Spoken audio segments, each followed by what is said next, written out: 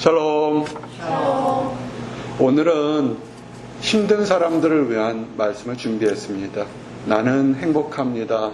나는 정말 행복합니다. 라는 노래처럼 정말 행복하신 분들은 오늘 설교하고는 조금 동떨어질 수가 있습니다. 그러나 우리 가족이나 주변의 친구들이나 또는 알고 있는 사람이 힘들어할 때 그들을 위해서 기도하는 사람들이 있을 때 오늘 그 말씀이 필요합니다. 그래서 오늘 주제는 눈물을 닦아주시는 주님, 눈물을 닦아주시는 하나님에 대해서 간단하게 세 가지를 증거하기를 원합니다. 어떤 때에 눈물을 흘릴까요? 사실 눈물을 흘릴 때 여러 가지가 있겠지만 크게 억울할 때, 슬플 때, 기쁨과 소망이 있을 때 아마 우리는 눈물을 흘릴 거라 봅니다. 그래서 그런 과정에서 억울할 때 눈물을 닦아주시는 우리 주님, 하나님의 마음을 보면서 혹시 억울한 일을 당했으면 하나님의 위로가 넘치기를 원합니다. 세상에서는 내가 좋아하고 믿을 만한 친구라는 사람들이 있는데, 그런데 그 친구라는 사람들도 때로는 상대방의 약점을 인정해주고 아픔을 보살펴줘야 되는데, 오히려 정말 힘들 때는 오히려 힘들게 하고 없는 이야기까지 만들어서 상처를 줄 때가 있습니다. 이런 대표적인 예 하나가 욥일 겁니다. 욥이 동방의 의인이라고 했지만 그가 어려움을 당했을 때 친구란 사람들이 찾아와서 위로해 준다고 하는데 오히려 엉뚱한 이야기를 해서 마음을 산산이 쪼개놓은 것을 보게 됩니다. 욥기가 왜 기록되어 있을까요? 그저 부자였던 사람이 갑자기 망했고 친구들이 와서 내가 옳다고 변로한 얘기가 그게 전부일까요? 그 욥기에 여러 가지 많은 의미가 있을 걸 압니다. 그 중에 하나 우리가 위로받을 것은 친구들도 사랑할 존재지만 정말 내 마음을 누가 알아줄 사람이 없습니다. 아주 신념이 강한 사람이 있어요. 뭐가 힘들어? 그것도 왜 못해? 그 정도는 할 수 있어. 아주 정말 강한 사람이 있습니다. 그렇지만 어떤 사람은 작은 말 한마디에 정말 목숨을 걸 정도로 힘들어하는 사람이 있다는 것도 아셔야 됩니다. 세상은 큰 믿음과 큰 확신과 담대한 사람만이 살아가는 것이 아니라 너는 왜 이렇게 생겼어라는 그 한마디에 극단적인 선택하는 사람도 있습니다. 이해할 수 없겠지만 그들은 정말 중요합니다. 욥기를 통해서 우리가 알 수 있는 것은 상대방을 알지도 못하면서 함부로 얘기하는 것 때문에 어떤 사람은 정말 힘들어한다는 것입니다. 그럴 때 욥은 사람들을 보지 않고 정말 내 마음을 알아주는 하나님만을 바라봤다는 것입니다. 그것이 위로가 됩니다. 욥기서 16장 19절 20절에 보니까 지금 나의 증인이 하늘에 계시고 나의 중보자가 높은 데에 계시니라. 나의 친구는 나를 조롱하고 내 눈은 하나님을 향하여 눈물을 흘리니. 아멘. 어쩌면 세상 일에 참 이런 것들이 많습니다. 친구라고 하는 것들 또는 가까운 곳에 있는 사람들이 더 마음을 힘들게 할 때 있습니다. 하나님 바라보십시오.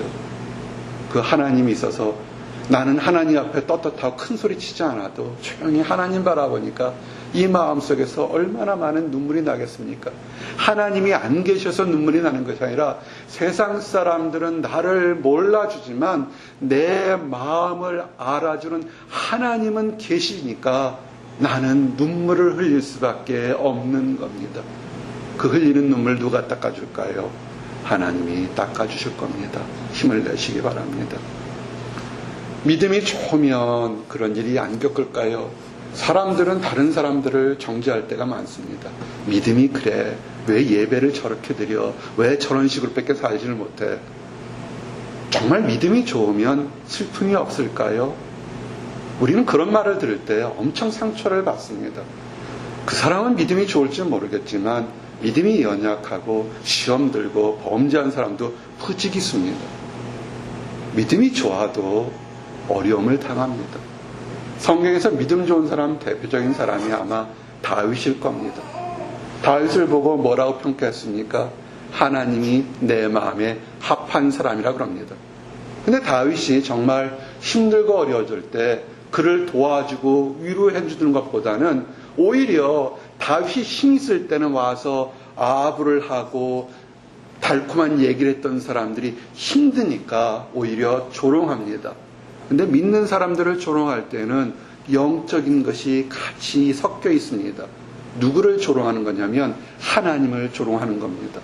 그래서 그 사람이 연약하다고 왜 저러냐고 함부로 얘기하셔도 안 되고, 정말 다윗을 조롱한 그 악한 사람들처럼 그들의 궁극적인 목표는 앞에 있는 사람을 조롱하는 것 같지만 자기도 모르게 하나님을 조롱했던 것입니다. 시편 40편 3절에 보니까 사람들이 종일 내게 하는 말이 내 하나님이 어디 있느냐 하오니 내 눈물이 주야로 내 음식이 되었도다. 다윗이 힘들어요. 힘들어 있으면 얘기를 해야 되는데 믿음 좋다고 하는 사람들이 오히려 정죄합니다. 뭔가 잘못했으니까, 뭔가 범죄했으니까, 그러니까 복을 못 받으라고 얘기를 합니다. 그렇지 않아도 힘들어요. 그러면서 아주 교묘하게 하나님이 떠나갔다고, 하나님이 안 계시다고 조롱을 합니다. 하나님이 그렇게 하라고 하시던가요? 하나님이 그렇게 다른 사람 믿음에 대해서 평가라고 얘기하던가요? 아닐 겁니다. 평상시 마음에 악했던 마음이 상대방이 약하고 힘드니까 있는 말 없는 말 하나님의 이름을 들어서 얘기를 합니다. 다윗이 더 힘들었죠. 자기 잘못한 거 다윗 알아요. 자기 힘든 거 알고 있습니다. 그런데 가장 힘들게 한 건 뭐냐면 하나님이 어디 있느냐, 현대말로 하면 믿음이 없지 않느냐라는 겁니다. 정말 힘들 겁니다. 어떻게 할까요? 멱살잡이 할까요? 너는 뭐가 믿음이 좋은데라고 멱살잡이 할까요? 다윗의 위대한 것이 뭔지 아십니까? 세상 사람들은 멱살잡이 합니다. 그러나 다윗은 그렇게 하지 않았습니다. 다윗은 하나님께 울부짖었습니다. 어떤 사람들은 힘들어요 그러면 아주 믿음이 없는 것처럼 얘기하는데 정말 그럴까요? 다윗이 힘들어요 했을 때 다윗이 믿음 없다는 사람 정말 그럴까요? 시편 102편 10절의 9절 보니까 내가 밤을 새우니 지붕 위에 외로운 참새 같은 이다. 내 원수들이 종일 나를 비방하며 내게 대항하며 미칠 듯이 날뛰는 자들이 나를 가리켜 맹세하나이다. 나는 죄를 양식같이 먹으며 나는 눈물 섞인 물을 마셨나이다. 다윗이 나는 외로워요 라고 얘기합니다. 여러분 어떻게 하시겠어요? 기도해, 하나님을 믿어, 믿음이 없어 이렇게 하겠습니까? 너무 잔인하지 않아요? 다윗이 힘들어서 한밤중에 참새들은 함께 조집에 배 있는데 나는 외로운 참새 같습니다라고 할 때 사람들이 얘기해서 나는 죄를 양식같이 먹습니다. 나는 눈물 섞인 물을 마셨습니다 할 때 단 한 사람만이 다윗을 부족하다 얘기하지 않고 토닥토닥 했습니다. 누가 하셨을까요? 하나님이 하셨습니다.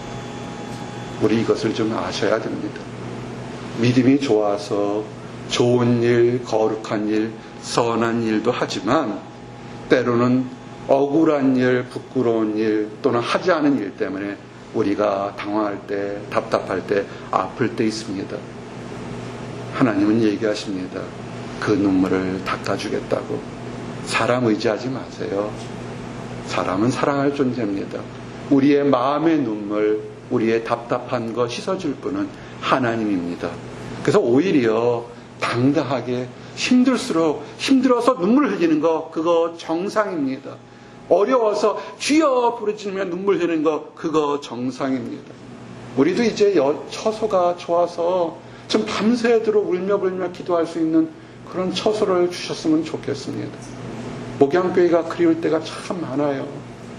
금요일날, 토요일날, 주일날 언제든지 와서 기도할 수 있는 것이 저희들도 그런 복을 또 받기를 원합니다. 이사야서 25장 8절에 보니까 사망을 영원히 멸하실 것이라 주 여호와께서 모든 얼굴에서 눈물을 씻기시며 자기 백성의 수치를 온 천하에 제하시리라. 아멘. 자기 백성이 당하는 수치, 부끄러움, 하나님이 지혜 주신다니까 믿고 나가십시오. 슬프면 우셔요. 힘들면 도와달라고 하십시오. 그게 옳은 겁니다. 힘들어도 나는 괜찮아요가 아니라 내 마음을 아시는 하나님이 계시니까 마치 어린 딸이 아버지 앞에 힘들다고 하는 것처럼 있는 그대로 다 얘기하고 세상 사람들은 조롱할지 모르겠지만 결코 조롱하지 않고 토닥거리시면서 눈물을 닦아주는 하나님이 계심을 믿고 나가시기 바랍니다. 억울함의 눈물을 닦아주는 주님이 계십니다. 또 두 번째, 슬플 때가 있죠. 우리는 사람이기 때문에 감정이 있습니다. 즐거울 때가 있고 또 슬플 때가 있습니다. 그 슬픔을 어떤 사람은 이런 식으로 얘기하죠. 남자는 일생에 3번 울어야 돼. 그래서 마치 어떤 그릇된 인생관을 가르쳐 줄 때가 있습니다. 아니요, 슬픔은 울 수도 있죠. 왜? 근데 감정을 표현하는 것을 막습니까? 영적으로 의지한 지도자가 이 세상을 떠나서 하늘나라로 갈 때 힘들어해서 운 그런 사람이 있습니다. 여러분 사랑하는 영적 지도자가 얼마나 있습니까? 우리가 힘들고 어려울 때 함께 기도 나누는 영적 지도자가 만약에 여러분 떠나가면 우리는 울 수밖에 없습니다. 돈이 사라졌거나 다른 건강이나 명예가 사라지면 사람도 울지는 모르겠지만 정말로 나를 위해서 울고 웃어주고 기도한 사람이 지금 내 눈에서 멀어졌다고 운다면 어쩌면 그것이 우리의 진정한 슬픔 아닐까 생각합니다. 열왕기하 13장 14절 엘리사가 죽을 병이 들매 이스라엘 왕 요아스가 그에게로 내려와 자기 얼굴에 눈물을 흘리며 이르되 내 아버지여 내 아버지여 이스라엘의 병과 마병이여 하며 아멘. 우리는 엘리사 선지자가 엄청난 능력을 가진 하나님의 선지자인 걸 압니다. 그런데 평상시 있을 때는 그렇게 하나님의 선지자가 중요한 줄 몰랐다가 요아스 왕이 이제 엘리사가 떠난다 생각하니까 겁이 덜렁 났습니다. 사람이 살면서 내가 무엇을 잘못했는지 무엇이 아쉬운지를 깨닫는 그것도 중요한 것 같습니다. 개인적인 어려움이 있을 때 우리가 다윗이 얘기한 것처럼 나는 쟤를 양식같이 먹는데 쟤를 양식같이 먹으면 그 속마음에 얼마나 쓰겠습니까? 눈물 섞인 물을 마실 때 얼마나 힘들겠습니까? 세상 사람들이 얘기하는 것처럼 눈물적인 빵을 먹지 않으면 인생을 얘기하지 말라 얘기합니다. 슬픔이 있어요. 슬픈 것은 슬픈 겁니다. 그런데 이래 슬픔에서 정말 슬퍼서 감정이 슬픈 것을 하나님도 허락을 하십니다.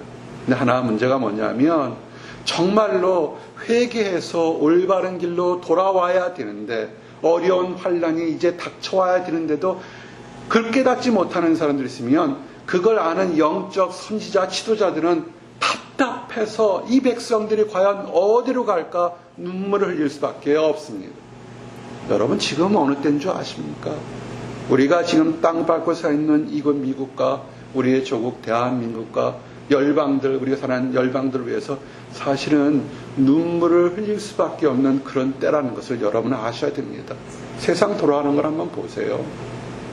예레미야서 14장 17절에 보니까 너는 이 말로 그들에게 이르라 내 눈이 밤낮으로 그치지 아니하고 눈물을 흘리리니 이는 처녀딸 내 백성이 큰 파멸 중한 상처로 말미암아 망함이라.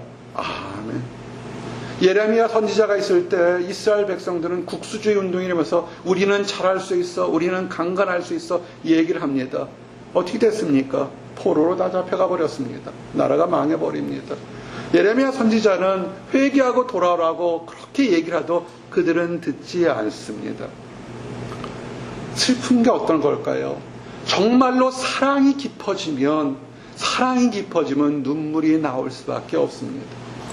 눈물의 기도가 있어야 돼요.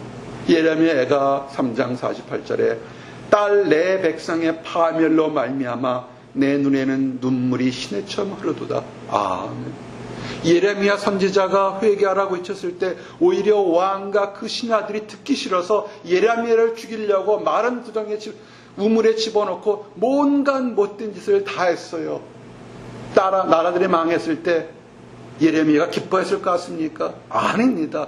예레미야는 진정한 그 백성들을 사랑했기 때문에 그 백성들이 파멸로 말미암아 포로로 잡혀갈 때 눈물이 폭포수처럼 쏟아졌던 것을 우리는 알 수 있습니다. 우리의 깨어있는 기도하는 사람들이 눈물에 대해서 많이 얘기합니다. 슬픔에 대해서 얘기하고 하나님께 기도합니다. 그러나 사람들이 깨닫지 못해요. 지금은 기도할 때입니다. 그럴 때 이 눈물로 흘려졌던 그 예레미야의 기도가 하나님 버리셨을까요? 아니에요. 버리지 않았습니다. 많은 사람들은 잡혀가고 내가 가진 재산을 빼앗기고 생명을 빼앗기 때문에 이를 갈면서 분노에 눈물을 흘렸을지 모르겠지만 예레미야는 이 모든 것에 죄악된 모습에서 눈물 흘리고 하나님을 바라보고 눈물 흘렸는데 예레미야에게 이렇게 소망의 약속을 줍니다. 예레미야서 31장 16절에 여호와께서 이와 같이 말씀하시니라. 내 울음소리와 내 눈물을 멈추어라. 내 일의 삭을 받을 것인지 그들이 그의 대적의 땅에서 돌아오리라. 여호와의 말씀이니라. 아멘. 하나님이 약속하신 것처럼 그들이 포로의 시절에서 다시 이스라엘로 돌아오는 것을 우리는 약속을 보게 됩니다. 믿음의 사람들, 믿음의 선지자들의 눈물의 기도가 멸망에서 다시 소생하는 축복의 길로 열리게 됩니다. 근데 왜 우리는 지금 수없이 기도원이나 많은 곳에 눈물로 기도하는 사람들이 많은데 세상은 갈로 날로 악해질까요? 어떤 사람은 정말로 눈물로써 하나님 앞에 슬픔을 토하는 사람도 있지만 어떤 사람은 사람들의 관심이나 자기의 이득을 위해서 거짓으로 눈물을 흘리는 사람도 있다는 것입니다. 마치 악어의 눈물처럼 슬프지 않은데 눈물을 흘리는 거짓 예배진 모습에 세상은 날로 악해져 가고 있는 것입니다. 말라기서 2장 13절에 보니까 너희가 이런 일도 행하나니 곧 눈물과 울음과 탄식으로 여호와의 제단을 가리게 하는도다. 그러므로 여호와께서 다시는 너희의 봉헌물을 돌아보지도 아니하시며 그것을 너희 손에서 기꺼이 받지도 아니하시거늘. 아멘. 예레미야 선지자처럼 자기 이득이 없지만 백성들을 위해서 하나님 나라를 위해서 기도했던 것에서는 하나님이 포로로 잡혀간 모든 백성들을 돌아오도록 축복의 역사를 했지만 그러나 평안하다 평안할 때 그들이 기도하면서 거짓 눈물을 드리기 때문에 드리는 예물과 기도를 하나님이 받지 않으시겠다는 겁니다. 이제 세 번째 마지막으로 우리에게는 억울할 때도 눈물을 흘리고 또 슬플 때도 눈물을 흘리지만 너무 즐거워도 눈물을 흘릴 때가 있습니다. 좋아도 눈물을 흘릴 때가 있죠. 이런 기쁨과 소망의 눈물을 정말 잘했다고 닦아주시는 주님이 계실 수가 있습니다. 시편 116편 8절에 보니까 주께서 내 영혼을 사망에서 내 눈을 눈물에서 내 발을 넘어짐에서 건지셨나이다. 아멘. 이 말씀처럼 우리가 소망을 가질 수 있는 것은 뭐냐면 하나님께서 내 영혼을 영원한 사망에서 구해주시고 내 눈의 눈물을 닦아주신다는 것입니다. 그리고 내 발을 넘어지면서 악한 것들이 함정을 파는 곳에서 우리를 보호하시겠다는 것입니다. 믿고 나가십시오. 어떻게 하시겠습니까? 믿고 나간다는 것은 지금 불확실하도 하나님이 축복을 주실 걸 믿고 눈물을 흘리며 축복의 씨앗들을 여러분의 삶 있는 곳에 하나하나 뿌리는 것입니다. 시편 126편 5절 말씀처럼 눈물을 흘리며 씨를 뿌리는 자는 기쁨으로 거두리로다. 우리 삶에서 하나님이 우리의 기쁨을 주실 걸 믿고 나가시기 바랍니다. 늘 말씀드리지만 믿음이 좋은 사람도 아픕니다. 믿음이 좋은 사람도 어려움을 당합니다. 그래서 눈에 보이는 어려움이나 환난이나 답답함이 있을 때 믿음 타령을 하지 마시고 믿음 타령을 되면 하나님 앞에 붙잡고 기도하시기 바랍니다. 믿음이 좋은 사람 다윗 왕과 함께 또 히스기야 왕이 있습니다. 히스기야 왕이 그 당시 아모스 아들 선지자 이사야에게 하나님의 말씀을 줍니다. 히스기야에 가서 내가 죽고 살지 못하리라고 얘기를 합니다. 죽을 거라는 것입니다. 이럴 때 히스기야가 너무 슬프지 않습니까? 여러분 어떻게 하겠습니까? 우리가 축복을 주려고 기도했는데 오히려 믿음이 좋은 일인데 힘들고 어려움이 있을 때, 그리고 믿음이 좋은 선지자 아모스의 아들 이사야가 와서 얘기하면 이건 사실일 겁니다. 그런데 히스기야는 어떻게 하냐면 이사야서 38장 1절에서 5절 보니까 히스기야가 얼굴을 벽으로 향하고 여호와께 기도하여 이르되 여호와여 구하오니 내가 주 앞에서 진실과 전시부를 행하며 주의 목전에서 선하게 행한 것을 기억합소서 하고 히스기야가 심히 통곡하니 원망하지 않고 주님 내가 하나님 앞에서 올바르게 살려고 그러고 하나님 앞에 진심과 전심으로 하나님을 섬겼으니 하나님 도와주시고 돌아보아 주십시오 라고 고백을 하는 것입니다. 그럴 때 여호와께서 그의 눈물을 보시고 말씀하시길 내 조상 다윗의 하나님 여호와께서 말씀하시기를 내가 내 기도를 들었고 내 눈물을 보았노라. 내가 네 수 안에 15년을 더하고 너와 이 성을 아수르의 왕의 손에서 건져내겠고 내가 또 이 성을 보호하리라. 아멘. 히스기야는 내 삶의 생명의 건강을 회복시켜 주십시오 기도했는데 하나님은 그 진심 어린 기도를 보고서 기도한 것보다 15년을 더 생명을 늘렸고 기도하지 않았던 아수르 왕의 침략에서 이스라엘 백성들을 구원하는 축복이 있었습니다. 여러분, 기도의 눈물은 아름다운 것입니다. 하나님만을 바라보고 드리는 눈물은 다른 사람이 뭐라 평가할 것이라 하나님이 아시고 우리가 기도하지 않은 것까지도 축복으로 주시니 믿고 기도하시기 바랍니다. 또 히스기야 왕처럼 믿음이 좋은 사람도 있지만 살면서 범죄한 사람도 있습니다. 우리 주님 예수님께서 복음을 전할 때 어떤 한 바리새인 집에 초대를 갔습니다. 근데 그 동네 모든 사람들이 다 알만한 죄를 지은 한 여인이 있었습니다. 이 여인이 예수님께서 바리새인 집에 와서 식사하신다니까 그 예수님 뒤에 발끝에 서서 울면서 그 눈물이 너무너무 울면서 발을 적시고 자기 머리털로 닦고 그 발에 입 맞추고 향유를 붓게 됩니다. 얼마나 마음이 간절하고 얼마나 많은 죄책감 때문에 우리 주님 예수님만이 나를 아실 거라는 그 처절함으로 그는 눈물로 발을 닦게 됩니다. 그 여인을 보시고 예수님께서 얘기하죠. 내 죄 사함을 받았다 얘기합니다. 이럴 때 갑론을박하는 것이 있습니다. 이 바리새인이 어떻게 죄를 용서할 수 있는가? 어떻게 이 여인이 누군지도 알지 못하고 저렇게 얘기할 수 있는가? 바리새인은 자기 자신의 믿음으로 예수님과 여인을 이렇게 힘들게 했습니다. 그럴 때 얘기를 하죠.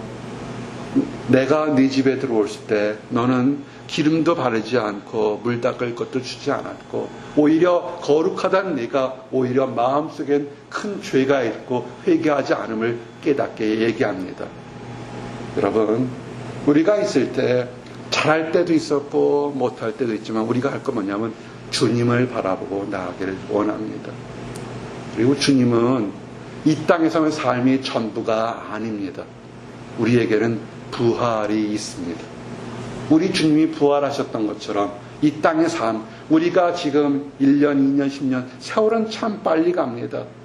그렇지만 이것이 삶의 전부가 아니라 우리 삶 이후에는 이 땅 삶 이후에 영원히 우리 주님과 함께는 부활이 있습니다. 요한복음 11장 32절 35절에 보면 예수님께서 눈물을 흘리시는 것을 보게 됩니다. 저는 이 모습을 볼 때마다 우리 주님을 존경합니다. 세상처럼 울면 안 돼가 아니라 슬프고 힘들고 억울하고 답답할 때 하나님의 진리와 하나님이 예비하신 부활의 의미를 모르니까 수없이 많은 기적을 얘기해도 엉뚱한 소리 하는 이스라엘 백성들, 사랑했던 마리아와 마르다까지도 깨닫지 못할 때 예수님의 답답함으로 연민으로 눈물을 흘리게 보게 됩니다. 마리아가 예수 계신 곳에 가서 비웃고 그 발에 엎드려 이르되 주께서 여기 계시더라면 내 오라비가 죽지 아니하였겠나요 하더라. 예수께서 그가 우는 것과 또 함께 온 유대인들이 우시는 것을 보시고 심령의 비통이 여기시고 불쌍히 여기사 이르시되 그를 어디 두었느냐 이르되 주여 와서 보옵소하니 예수께서 눈물을 흘리시더라. 아멘. 그런데 이렇게 예수님이 눈물을 흘리면 우리가 정말 어떤 사람이 눈물로 기도하면 그래 하나님이 눈물 닦아줄 거야 하고 위로와 격려를 해야 되는데, 우리 주님이 눈물을 흘릴 때도 다윗이 눈물을 흘릴 때 조롱했던 것처럼, 욥이 눈물을 흘릴 때 조롱했던 것처럼 사람들은 얘기합니다. 어떤 사람들은 예수님이 눈물을 흘릴 때 함께 울음을 울지만, 그 까칠한 사람들은 말하되 맹인의 눈을 뜨게 한 사람이 이 나사로 가장 사랑했던 친구는 죽지 못하겠느냐고 속으로 비웃는 것을 봅니다. 무엇을 할까요? 하나님을 비웃는 거죠. 참 못됐습니다. 그래서 예수님께서 나사로가 있는 무덤으로 갑니다. 사람들은 믿지 않고 이미 죽어서 냄새 난다고 이미 부정적으로 있을 때 예수님께서 얘기하죠. 내 말이 내가 믿으면 하나님의 영광을 보리라. 아멘. 그들은 말을 순종해서 예수님을 무덤가라고 돌을 치우게 됩니다. 그럴 때 얘기하죠. 예수님이 이야기합니다. 예수께서 눈을 들어 우러러 보시고 이르시되 아버지여 내 말을 들으신 것을 감사하나이다. 항상 내 말을 들으시는 줄을 내가 알았나이다. 그러나 이 말씀하옵는 것은 둘러선 무리를 위함이니 곧 아버지께서 나를 보내신 것을 그들로 믿게 하려 함이니이다. 이 말씀을 하시고 큰 소리로 나사로야 나오라 부르시니 죽은 자가 수족을 배로 동인 채로 나오는데, 아멘. 예수님께서 눈물을 흘리셨던 것이 뭐냐면 부활이 있다는 것을, 항상 예수님의 말씀은 하나님이 들으셨어요. 그런데 이 순간에 다시 하늘을 보면서 기도하는 건 뭐냐면 예수님 자신을 위하여 주변에 많은 사람들이 항상 하나님이 예수님 말씀을 듣고 부활하심을 믿는 것을 알리게 하는 것입니다. 우리의 삶이 이 땅 것이라면 우리는 억울하면 복수해야 되고 슬프면 다른 것을 해야 됩니다. 그러나 우리의 눈물을 닦아주는 예수님이 계시다면 억울하면 주님을 바라보고 슬플 땐 슬프다고 주님께 얘기하고 기쁠 땐 기쁘다고 주님께 얘기하면서 하나님을 바라봐야 되는 것입니다. 여러분, 사도들이 무엇으로 편지를 쓴 줄 아십니까? 믿음이 좋은 사도들이 성도들에게 보내는 것은 딱 하나, 눈물의 편지였던 것입니다. 고린도후서 2장 4절에 내가 마음에 큰 눌림과 걱정이 있어 많은 눈물로 너희에게 썼느니 이는 너희로 근심하게 하려 한 것이 아니요 오직 내가 너희를 향하여 넘치는 사랑이 있음을 너희로 알게 하려 함이라. 아멘. 여러분을 위해서 눈물로 기도하는 것이 마음이 여려서인가요? 부족해서인가요? 믿음이 작아서인가요? 아닐 겁니다. 영적인 목자가 성도를 위해서 눈물을 흘리는 것은 여러분에 대한 사랑이, 하나님께 받은 사랑이 더 많이 넘쳐서 여러분 성도들을 위해서 기도함을 드러내는 하나의 축복의 쌓인 것입니다. 눈물로 기도하셔야 됩니다. 이제 마지막 말씀입니다. 우리가 눈물을 흘리면서도 부끄러워하지 않은 것은 억울하거나 슬프거나 소망이 있는 그 모든 눈물, 우리의 눈물 닦아주는 주님이 계신 것을 믿으시기 바랍니다. 요한계시록 7장 17절에 이는 보좌 가운데 계신 어린 양이 그들의 목자가 되사 생명수 샘으로 인도하시고 하나님께서 그들의 눈에서 모든 눈물을 씻어 주실 것입니다. 아멘. 지금 여러분 볼에 흐르는 눈물이나 마음에 있는 흐르는 눈물이나 답답한 거, 억울한 거, 아파서 흐르는 눈물, 하나님이 여러분 눈물을 닦아주실 겁니다. 믿고 나가시기 바랍니다. 위로받으시기 원합니다. 기도하시겠습니다. 하나님 감사합니다. 우리들에게 참 많은 일들이 있습니다. 억울한 거, 답답한 거, 슬픈 거, 또 너무 좋아서 눈물 흘릴 때가 있습니다. 아버지, 주님이 늘 함께 계시니 우리의 모든 마음 다 아시고 우리들의 눈에 흐르는 그 눈물들을 닦아주시고 하나님 안에서 늘 찬양하며 기도하며 살 수 있도록 허락해 주시옵소서. 하나님을 알지 못해서 세상 속에서 눈물 속에 아버지 섞인 세상을 살아가는 사람들이 있습니다. 하나님 그들의 슬픔을 아시오니 그들도 하나님의 말씀을 듣고 참된 기쁨을 얻도록 인도하여 주시옵소서. 늘 감사드리었고 예수 그리스도 이름 받들어 기도했습니다. 아멘.